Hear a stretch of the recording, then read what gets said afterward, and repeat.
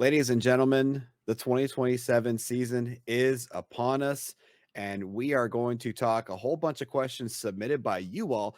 Essentially, we're taking Here's Why You're Wrong's hot seat and letting you guys ask us the questions, and we're all on the hot seat, all answering the questions at the same time. But the eMLB Insider is back. We haven't had the three of us together for a while now. We've kind of just did a bunch of mixing and matching, and I had to take some time off because I was busy with life stuff. But we're here. We're all excited for the 2027 regular season to begin very shortly. But let's answer some of the questions you have. JR, Tim, how are you guys doing tonight? Doing good. Doing good, my man. Good to have you back in the saddle with us. Yeah, it's good to be back. Maybe after the podcast the other night, we need a little guidance back. There's an adult in the room. Yeah, I was joking with these guys that I kind of felt like the dad in the middle with the kids below me, Brendan and Aiden, and then like what was it? The Muppets old men, the grandparents, old men, and just like don't give a crap. Yeah, we're like, I'm the one trying to organize all the chaos in between. Yeah, we're like the crazy uncles, like the Uncle Bucks. Yeah, like the Uncle Bucks. Eric, that's probably better. That's probably better. But no, I was editing their episode. I was like, I have to throw in my picks too. So if y'all haven't actually watched the episode, maybe some of y'all guys listen to the episode, I actually throw in text of my picks as well for the 2027 standings predictions, and we'll see. And don't worry, the Diamondbacks are still 7th. Yes, I agreed with everyone on the Diamondbacks.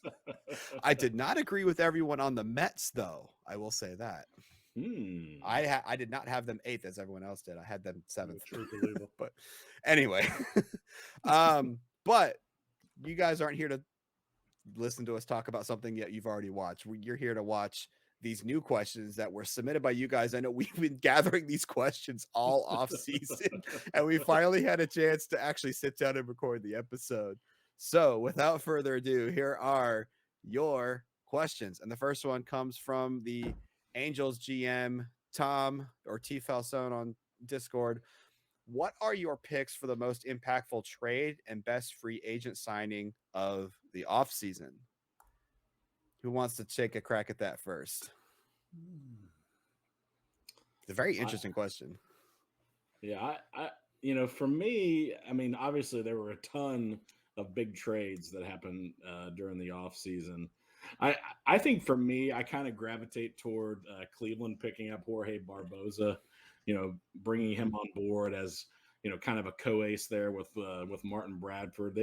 They already have, a bunch of other young arms in that starting rotation that are looking good with Ryan Tecker and then Whit Center, who they got last year from the Pirates. And then, obviously Bradford, just an incredible ace for that staff. So adding Barbosa there, at the front end of that rotation, Sadier's team was kind of maybe a year ahead last year with winning the division, and now they're just downright scary in terms of pitching staff. Yeah. All right. I think that the trade for me that was most surprising, and I think is going to be the most impactful for both teams, is the one where the White Sox got Austin Meadows and Atsuko Rune, but gave up Martinez, Carrasco, Cook, and Blanco. And just the treasure trove that Tampa got from the minors, the prospects on that is just, I just couldn't believe it. I mean, Martinez from Meadows, I would have struggled to make that 1-to-1 trade. Getting all that extra was like, wow. But hey, I mean, and I guess it kind of paid off. Eli Lamb is now on the DL for a while, so it helps that they've got a replacement outfielder there, but that's still a lot to pay. I think the most impactful trade for me is the one between Boston and Seattle, where Seattle ended up with Devers, the Triple Crown winner from last year, goes from coast to coast, joins a lineup that also includes Eric the Eradicator Kelly and Pedro Serrano. and puts the Mariners up there as right up there with LA and Houston as a dangerous lineup.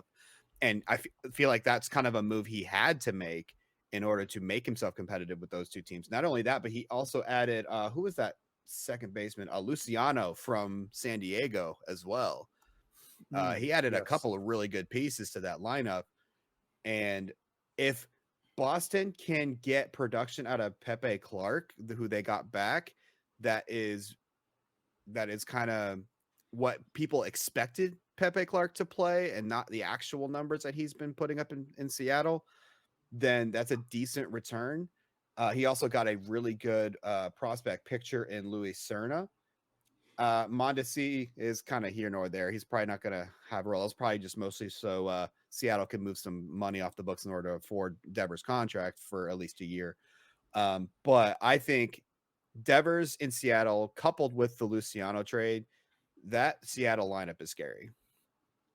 And I guess we'll reverse back the other way with the most impactful free agent, or actually it says best free agent. It's impactful trade and best free agent signing. I don't know about best free agent signing. There was a lot of interesting ones. There wasn't really like a huge headliner. I think something that was sneaky good and something I was keeping an eye on that was like, darn, I wish I tried to pull the trigger sooner, was Houston adding Ian Happ to the outfield. It's like, why does Houston need Ian Happ? I mean, I guess you can never have enough depth. And I was thinking the same thing. I was thinking Happ isn't really going to be a starting outfielder for me, but he would be a great backup or fourth outfielder. There are a lot of teams that could have taken him as a starter, but Houston was able to snatch him up as like maybe a third or fourth outfielder in that lineup. And I thought that was a pretty good deal for them.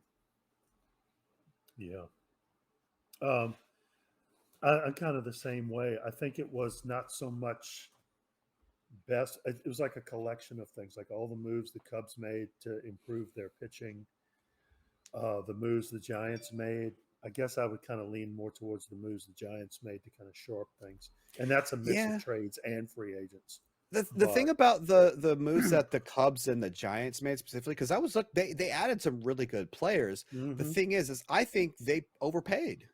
So I can't call them the best free agent signing if I think they overpaid, like especially like Seabold and a couple of the relievers, like especially Andrew James going to Philadelphia and a couple of the relievers that went to the Giants. I felt they were overpaid, which if you have the money, why not? But right. I don't, because of that, I don't think I can call them the best free agent signings. Yeah, because I was looking at Woodruff early on to be kind of that fourth, fifth starter, and it got out of hand pretty quickly for me in terms of what Philly was offering, and I just couldn't compete with that. And yeah, same or thing. I could have, but wouldn't have been worth it. Same thing with me and Juan DePaula. I was actually looking at adding DePaula, but Dodgers ended up offering him over $20 million a year, and I was like, I don't think I can match that. So we'll see if those contracts end up being worth it. So JR, what about your best free agent signing? Yeah, it was definitely a tough one, really to think about. I don't know that there were any of them that I was real super crazy about. I mean, I think looking at it, and maybe it's not the best, but I think your signing of Trey Turner was a pretty good strategic move. Knowing that you had money to work with, knowing that you ended up getting it on a high per annual deal, but also for a short term.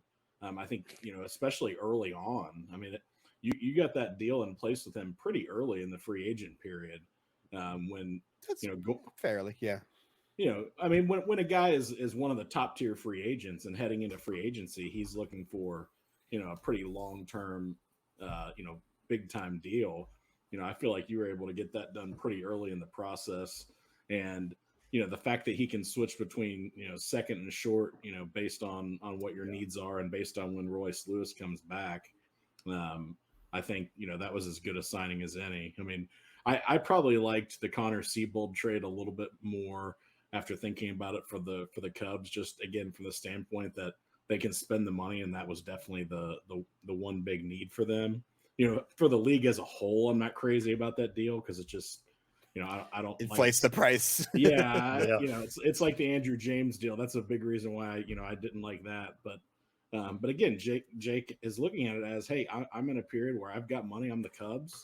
I've got a bunch of young hitters, and Connor Siebold's better than just about anybody else that I have in my rotation now. So overspend to get him and go win a World Series.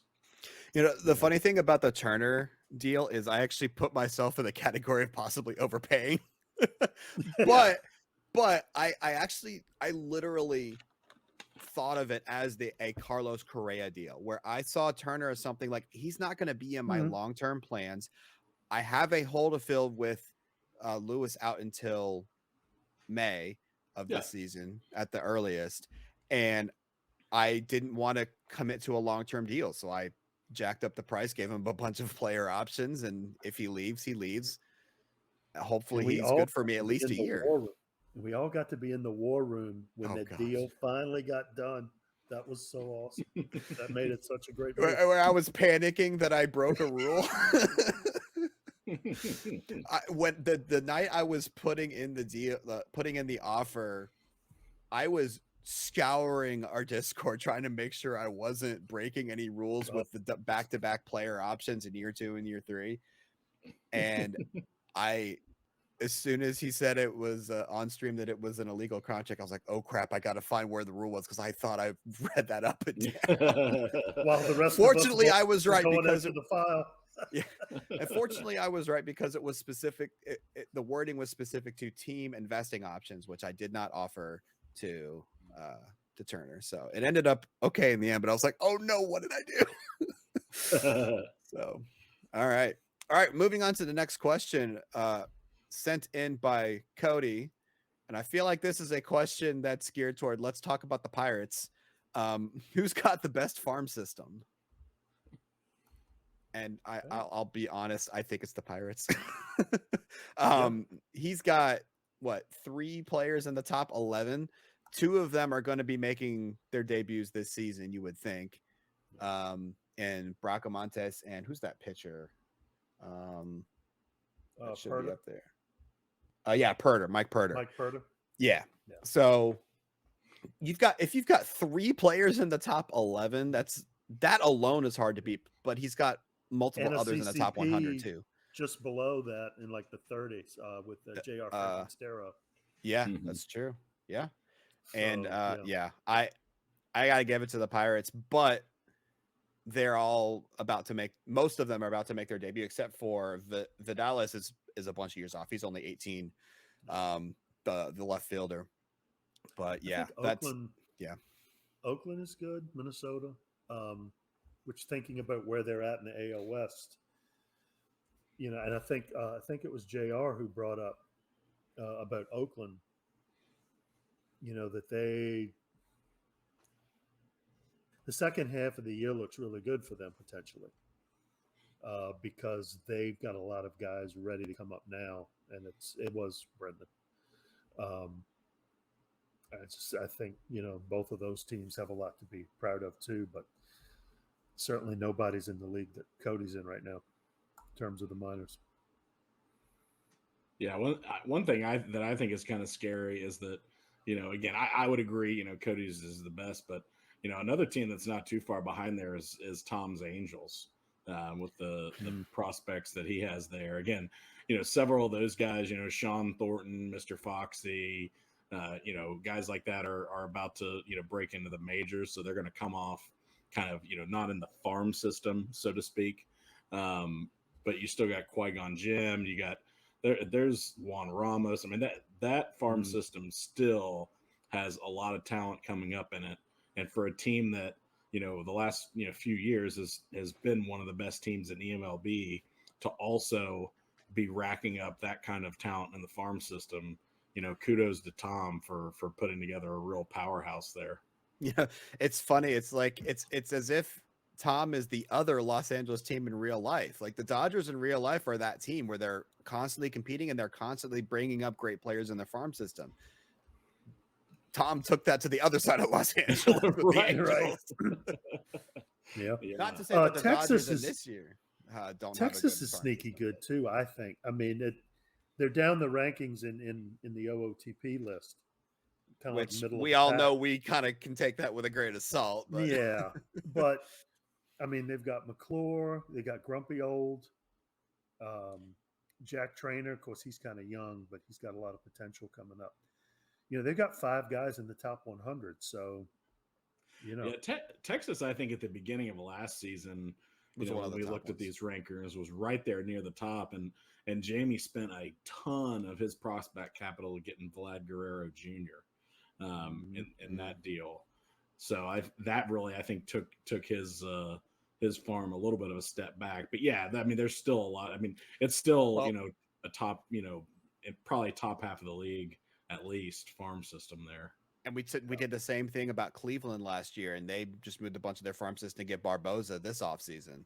So the Cleveland's kind of in the same boat where we had them near the top last year. Now they've kind of moved down the rankings because they were trying to get talent to compete now, which if you're ready to compete now and you've got the prospects to add those pieces to make you even more competitive, that's what you do. I mean, San Francisco did that this year too. They made a bunch of trades like you mentioned earlier, the Kirilloff trade. And the LeBlanc trade. Like, you take prospects. If you want to compete now, you make the moves. So yeah, not all the prospects will turn out, and not all the prospects will be able to play. So you can't just hold on to them until they all age up. Yep. I also like Kansas City's lower minors, like the last. Because they got a good, like we mentioned, they got a good haul from Cleveland. So yeah. So I think they're coming up in a couple of years. That farm system's got good talent. So Cody put in a couple of questions that were kind of along the same theme, so I kind of lumped them together here. Talking about the farm system as like the future of the teams, and of course he puts in there besides the Pirates, because he's already assuming that we would say the Pirates in this instance. Who are some teams that are currently overlooked but can be powerhouses in a few seasons? What do you guys think about that one?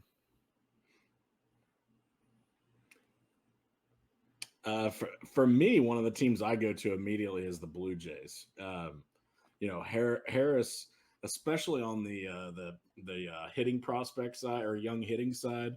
If you take a look, as we record tonight, if you take a look at his opening day lineup that he posted in the Discord, I mean, it is filled with some talented young hitters. I mean, my CCP Jordan Cage is one of them. So, selfishly, I kind of keep a little bit closer tabs on the Blue Jays maybe than some other teams. But, Kyler Murray, is a, former top pick that's turning out. You still got Jose Merriman there, who's still only 24 years old. It feels like he's been in the league forever. I saw that. I was like, wait, he's still 24? What the heck? Oh, my God. Trevor Gretzky, Dalen Lyle. There's a lot of young hitting talent there that Harris is putting together, and I really like what that team can become here in a couple of years. I like Miami sticks out to me a lot. Stole mine. Dang it. I'm sorry. No, go for it. Well, I can also talk about a couple others too, but it's just the infield, and I mean, they've got some holes, no question, and I think from time to time we all have kind of poked fun at Sunderd's approach of just, bringing people into the seats. But it seems to be working, and I mean, with that, geez, that left side of the infield, man, the entire infield, not just the left side. The whole. Well, that's infield. true. Yeah, that's true. Yeah, but that's a team that I think is going to be hard to shake there in a couple of years. All right, so I'll pivot. We kind of touched on it earlier with their farm system, but I think the Oakland A's are a team to watch. Brand new GM, hopefully someone that can bring stability to the A's, because they've been kind of cycling through GMs as of late. But the new GM, I think it's 3 Sport Geek, made some pretty good moves out of the gate with some of the trades that he did, trying to get some prospect talent back. This is going to be more on, when we're talking about in a few seasons, it's going to be on the back end of a few seasons instead of the front end. It's going to take a few years, but I think the new GM of the Athletics has them on the right track, that they could make some noise in a few seasons. No question. All right. Pivoting to the next question from Kansas City's GM Minerva. Scenario: it's the bottom of the ninth. Your team needs one to score, and you have one out. If you could have anyone up to bat from any team, who would it be and why? Everyone's in stuns. I know who JR is going to say. I think it's funny that he says with one out. Yeah, it's not two outs bottom of the ninth. It's one out bottom of the ninth. Yeah, I'm picking Trey Griffey. I'll just go ahead and tell you. Yeah, I knew that was coming. Yeah, so I'll let you. You better know who I'm I'm there. As much as I love DSJ, it would be Ed. Yeah, I would want Ed up in that spot. Oh, you guys just pick both of your CCPs. I can't pick mine. Mine's not up there yet. Didn't say it had to be an eMLB game. This could be in the backyard. Oh, I'm not gonna do that. No. Yeah, no, I'm gonna keep it with Maybe you pick Aiden. What's that? Maybe you'll pick Aiden. Aiden Pearson. Yeah. Actually, I was kind of leaning towards Grayson Rowan from Houston. He put up some huge numbers last year in Houston, was a key part of their offensive explosion leading to the World Series. It would be either between Grayson or, as much as I hate to say it, because it's the Cubs versus the Cardinals, Danny Smith.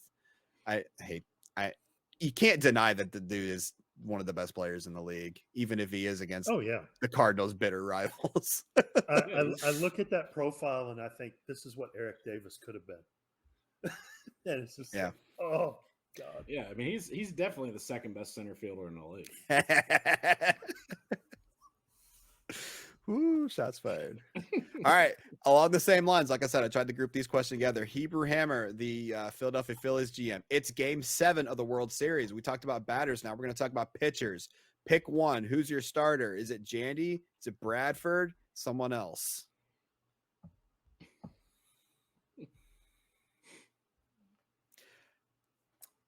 I'm going to go Bradford. But I'm a Bradford homer. Yeah. I got to go Jandy. Jandy's just too good.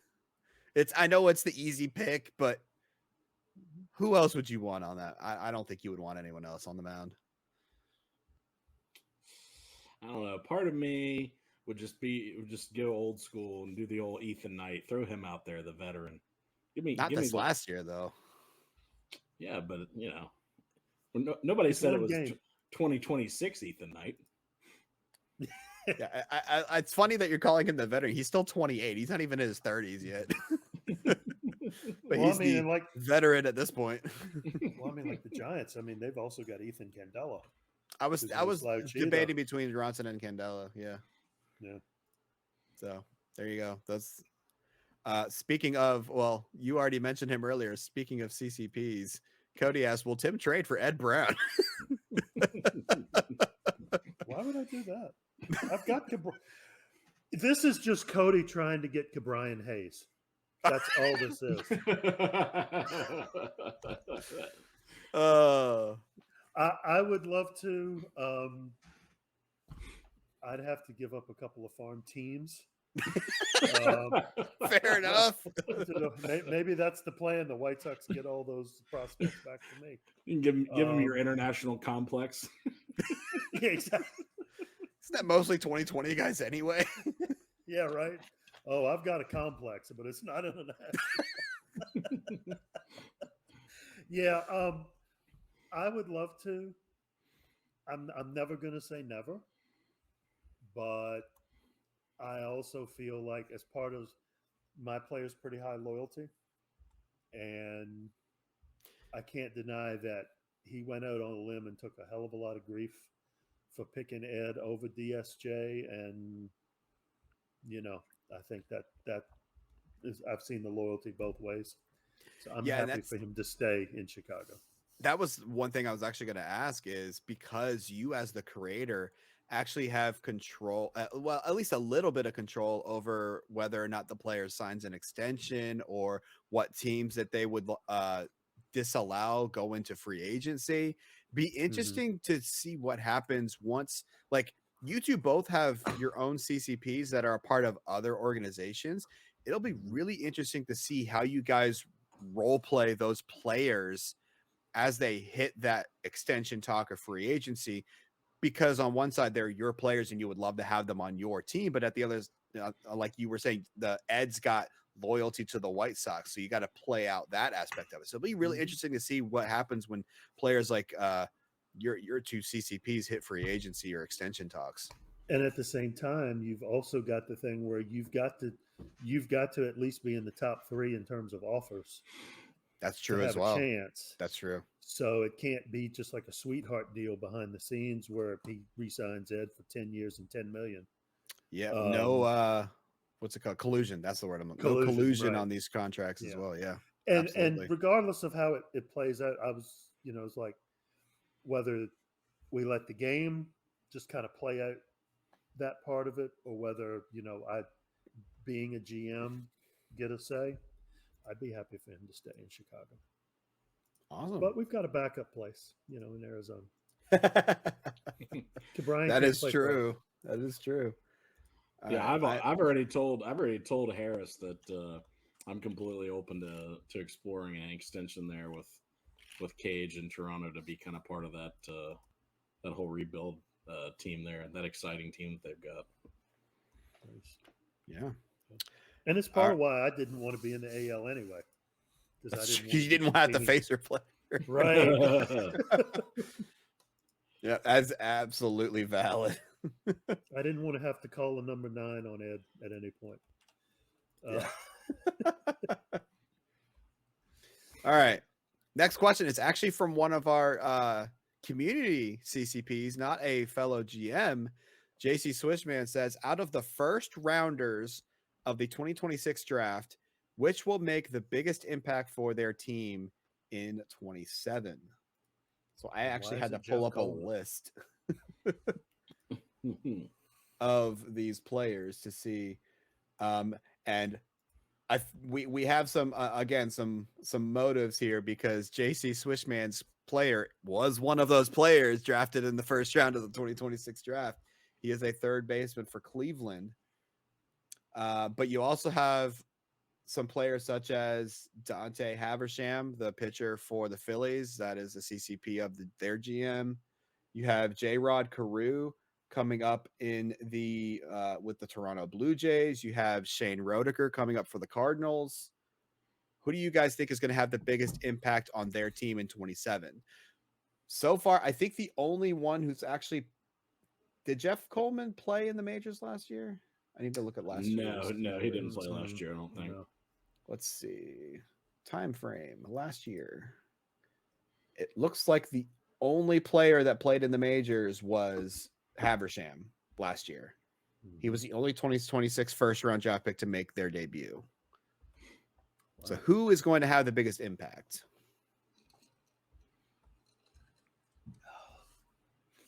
I'll go first. I won't take the homer pick just because it's just too easy. While I probably think that Roediger is going to have one of the biggest impacts, I think that Haversham with the Phillies is one of the key pieces of their rotation if they want to repeat as NL East champions. Their pitching was one of the... I would say it was like mediocre. I think their lineup was better than their pitching last year, and I think Haversham's development is going to be key in their run back for the NL East this year. Okay. Both of y'all just made the same face. You're like, yep. That was fantastic. I can't argue with you. Yeah, this isn't here's why you're wrong. We're not going to argue with each other, right? Right. No, we're not grumpy. At least not here. Well, that's true. I like J-Rod Carew. He's extreme CCP. He's going to have every opportunity to win a job in there. And I feel like I'm kind of cheating a little bit because I spent a lot of time playing games with these guys in the CCP festival. Dude was everywhere, could not stop hitting. And I know it was in a different game altogether, but his ratings and everything that I used it. He reminded me a lot of his namesake, and he had speed. I'm really curious to see. I think he can be just as impactful as Bradford was as a rookie coming in. All right. So he's my pick. Yeah, that's who I was going to go with too. Just again, no. He's a great looking young player. Harris did announce that he's going to start at second base for him on opening day. Mm-hmm. He's got a big bat for a second baseman there to go along with his really good defense. And again, Cage is going to be playing shortstop alongside of him, so that's going to be a really nice middle infield, young middle infield combo for Toronto there. That's impressive that none of us picked Superman. Chris Reeves, the Yankees pick. Chris isn't going to be in the majors this year. No. Oh, that's true too. Yeah, he's still got some developing to do. So. Oh yeah, never mind then. Yeah. So again, going off the same type of theme, trying to group these questions together, going back to Tom, who asked, what is one rookie to watch this season who doesn't play for your team? So maybe I should have said Shane Rodiker for the last question, because now I can't use it for this one. I'm going back. I'm saying Shane Rodiker is the most impactful 2026 draft. There we go. Okay. For me, one guy that I really like, and that I almost was going to mention the other night when we were doing predictions, but we never really got to some of those individual awards. I really like Jorge Allman for Montreal, who I think could be a dark horse rookie of the year contender. Again, GT's put together a really good pitching staff there for an expansion team, and he's got some really good young arms there. And Allman, I think he's going to be in that starting rotation based off of his skills. Last year he had 206 strikeouts and about 160 innings at AAA at 22.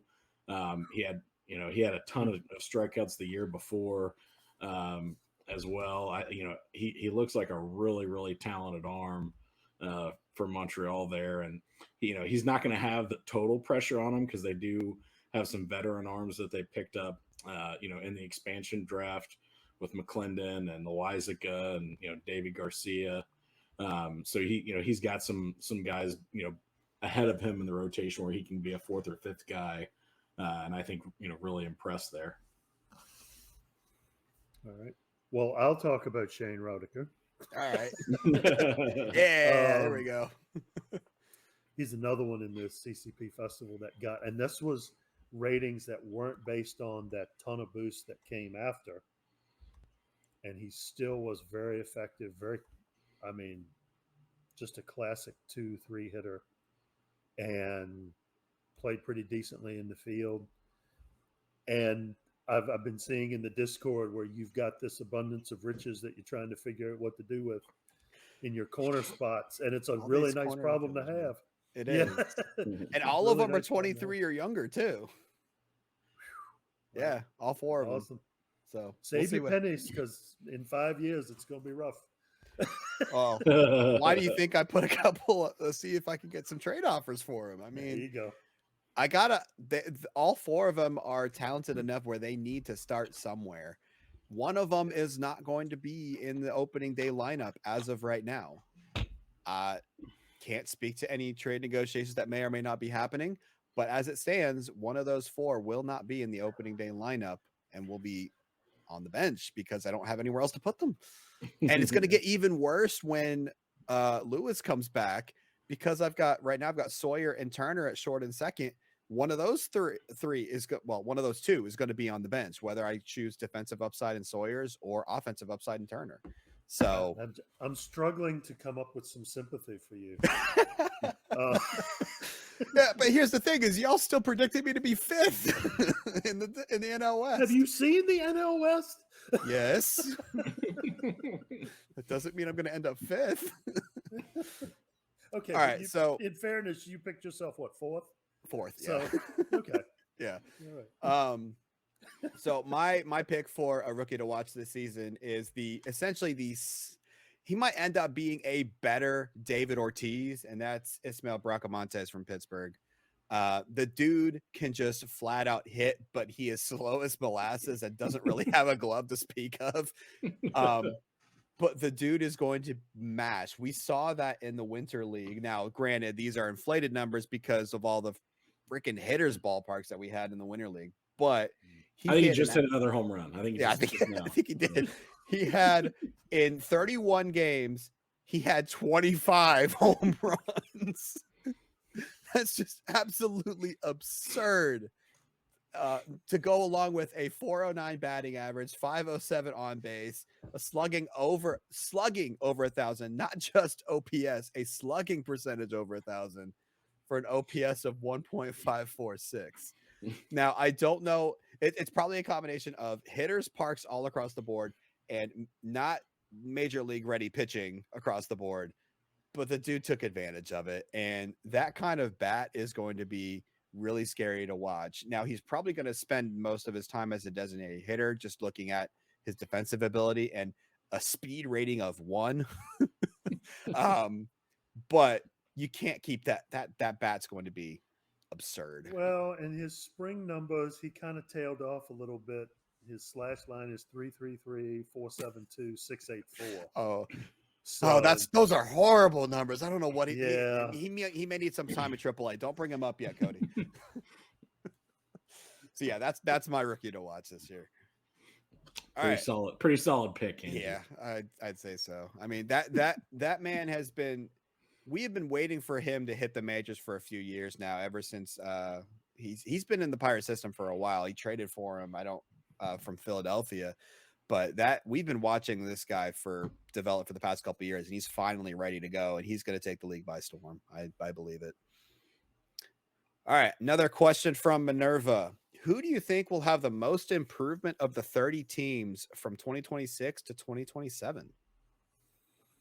Now, I actually have to go back and look. Man, I might need to look at the standings from last year, but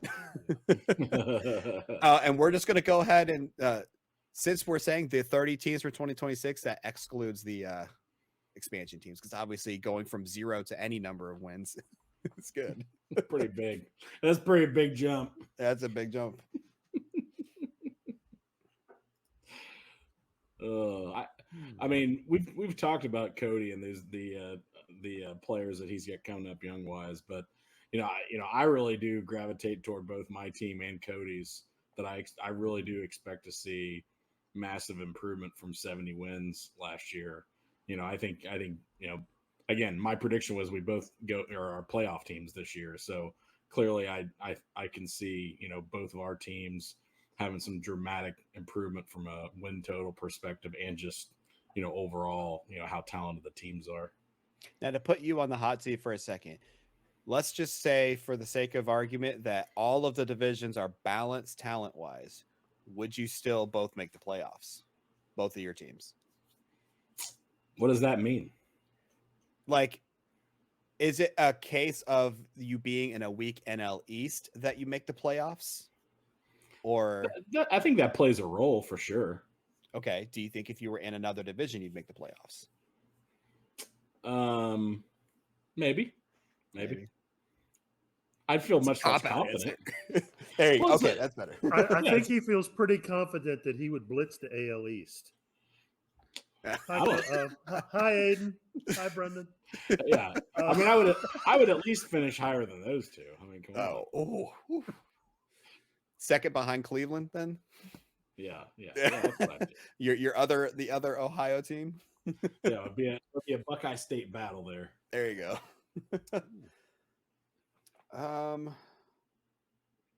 I'm looking through this and trying to figure. I think Texas has a bounce back season. I think they underperformed last year, especially when they added. And now it's my turn to steal one, huh?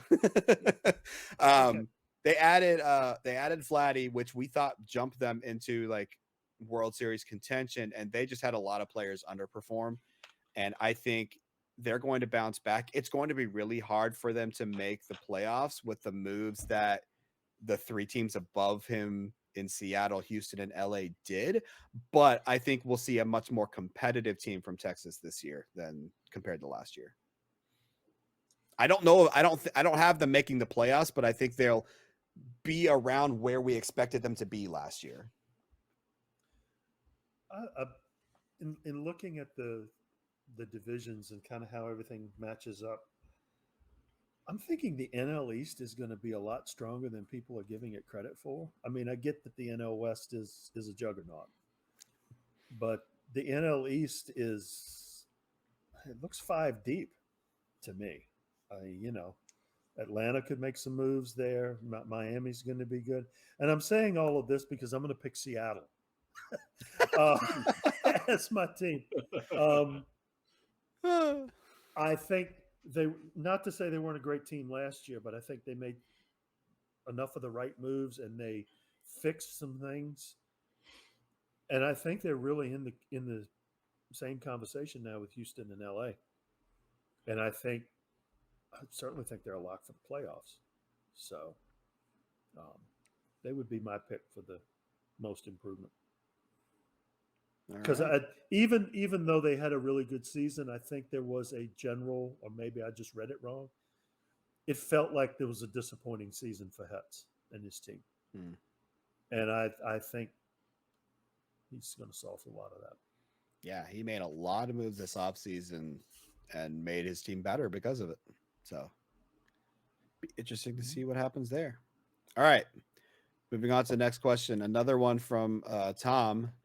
This is a really interesting question. So Commish announced that he's going to be making some tweaks to the ballpark factors and the home run rates because we saw in Commish's evaluation with his analytics and his numbers that there were more home runs than there should have been in 2026, as we're trying to keep as close to realistic stat lines as possible. So how do we see the deadened balls? So this is a case of this actually are tampering with the baseballs, affecting the players and the league. Are there any players or teams you think stand to gain value from this change? And I'm going to use this question as the reason why I have myself finishing 4th above the 5th place Dodgers, because I've actually built my pitching staff and my defense to account for the pitcher's park that is St. Louis and a really good outfield defense to take on the fly ball pitchers that I have, such as Jack Flaherty and Jonathan Stever. So I think deadening the balls, allowing for fewer home runs, really pulls into my strategy as how I develop my pitching staff and my defense, that it plays right into my wheelhouse. If I'm giving up fewer home runs, that means more are being caught by my defensive outfield.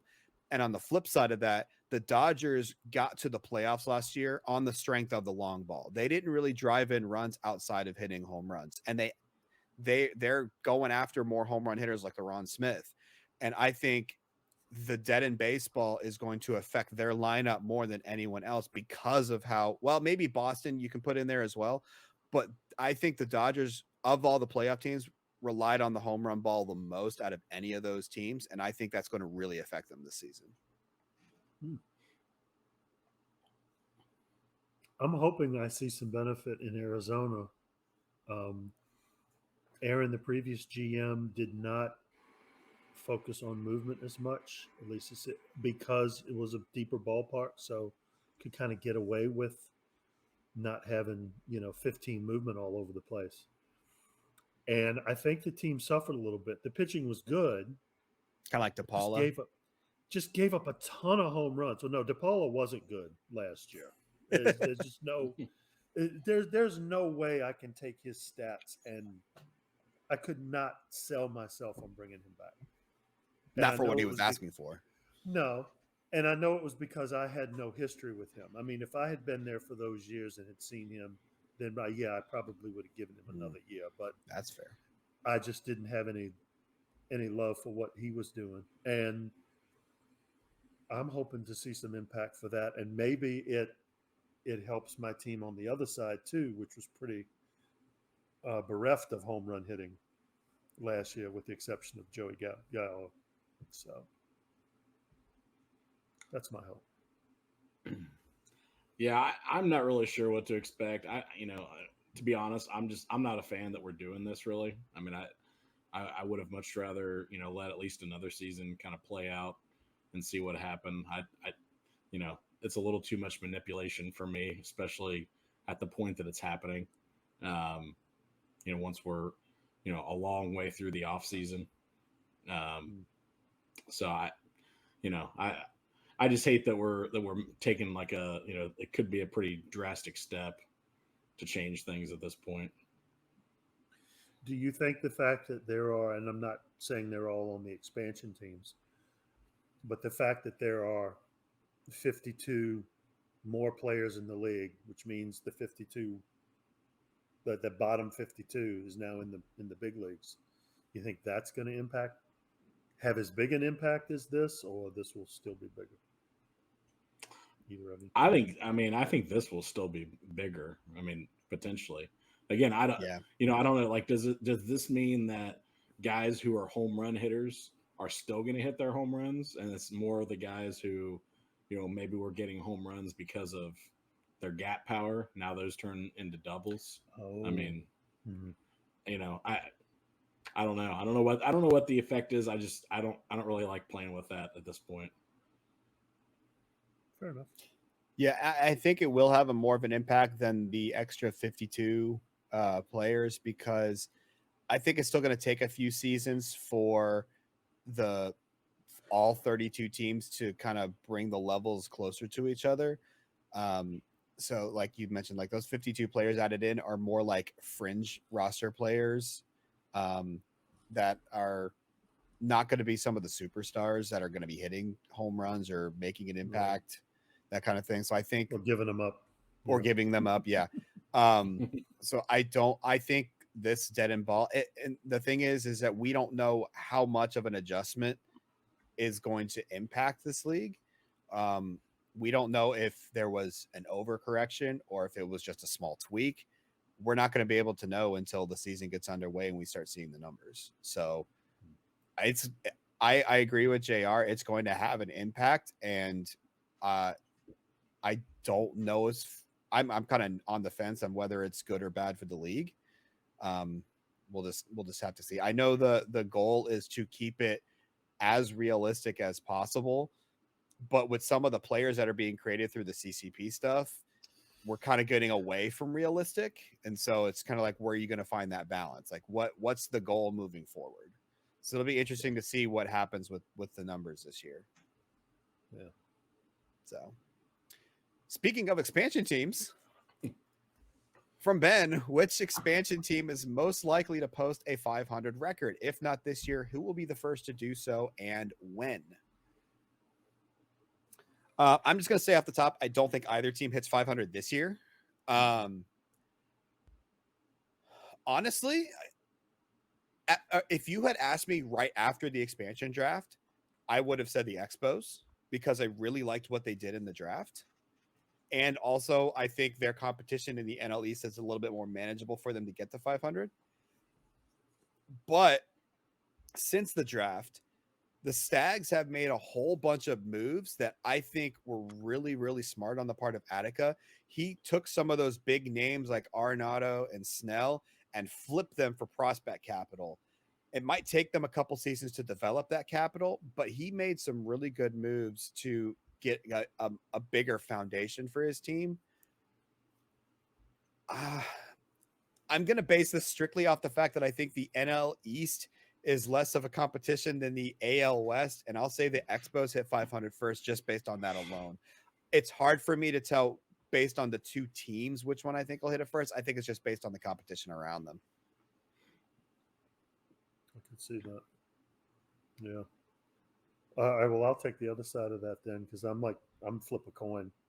So that's kind of what I'm thinking. Yeah. And for the reasons that you mentioned, I think Attica's playing all of us. I think what he did with the pieces that he had, turning that into the farm system here, and both of these teams are going to struggle for a couple of years. Oh yeah, with the farm systems and the major league team. So it's going to take a couple of years to get that. And I'm also sitting here at the back of my mind thinking about how much money that Ken has in Montreal, because he's not committed to hardly anything outside of Bellinger. Yeah. Yeah. And I mean, both of them, I think, in their own way, did as good a job as you could do with an expansion team. Absolutely. Kudos to both the GMs. They both did a great job with their draft. Absolutely. For me, it's a slam dunk Montreal. I mean, I would take Montreal 10 times out of 10. I really like what Ken has there. His like we talked about earlier. I think his rotation is a really, really competitive rotation right now, day one, which is pretty hard to do for an expansion team. And then you got some bats, like Joe Lynch. You got a nice veteran Evan White. You got Gavin Lux. You got Bryce Terang. Spike Bennett. I mean, there is a pretty good amount of talent on that Montreal team that is going to be good quickly and should be good for a while, I think. So for me, I think the Expos are in a much, much, much better shape right now. All right.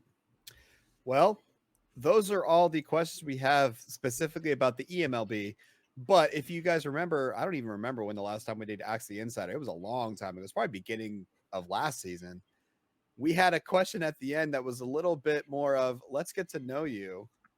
And we got that from Ben this time, who asked, Texas, St. Louis, Memphis, Carolina, what is the best barbecue style ribs? Got a food question. I love it. It's like the NL West of barbecue. All right. Well, I'll go ahead and go first. And it's not just because I live in St. Louis. It's actually a tie for me between St. Louis and Memphis. And it's more based on like the way they make their sauces. I feel I lived in Virginia and it was near North Carolina most of my life, but I was not a fan of like a vinegar style barbecue.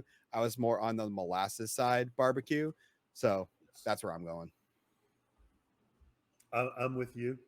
All right, there we go. I've had Carolina all my life, and I can't deal with the vinegar. I'm sorry. It's Memphis for me, with St. Louis coming just behind it. I love them all, so it's very tough. Yeah, that's true. Yeah, very, very tough choice. I might lean toward the Texas ribs, the Texas barbecue.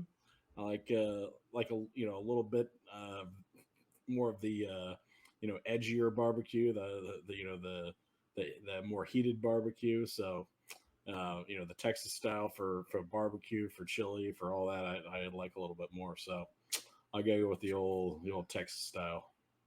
I'm hungry. As we're recording this past midnight for you guys. Might need a midnight snack for you. I could eat. And I will say, as much as I dislike the vinegar in the Carolina, I'm not turning any barbecue down. Oh yeah, like all of these, I'll eat all of these. It's just when it comes to preference, I prefer not vinegar. All right. Well, I had fun doing these questions. It's like our version of a hot seat where we don't even ask each other questions. We just let you guys ask. So hopefully maybe we'll try to do some more of these during the season, because it's been a very long time since we did the last one. Hopefully we'll get some more fun questions that are like outside eMLB as well. I like those questions as well. But we are gearing up for the 2027 season. Be sure to tune in on Sunday to commish stream at twitch.tv/FKNCommishLB to catch the opening day action. We have set in stone the first two streamed games. We're going to be watching the reigning World Series champion Houston Astros take on Texas Rangers. And then we are watching one of the new expansion teams, Montreal Expos, taking on the New York Mets. It should be some great baseball action, so make sure to tune in Sunday. Also join the Discord, which will also be linked in the description, so you can see all of the discussion that is happening around the league. This is an exciting time. Teams are starting to post their opening day rosters. Some teams are probably waiting to hold on to it because they don't know if they're going to be making some moves. They're still trying to make decisions on final roster spots. So make sure to join the Discord to catch up on all of the action. Join the stream if you also want to make your own community creative player to join the likes of, we talked about Jay Swish's CCP earlier. Please join the Discord, join the stream, join all the fun here at eMLB. For myself, JR, and Tim, this has been Ask the Insider, and we'll see you next time. Take care.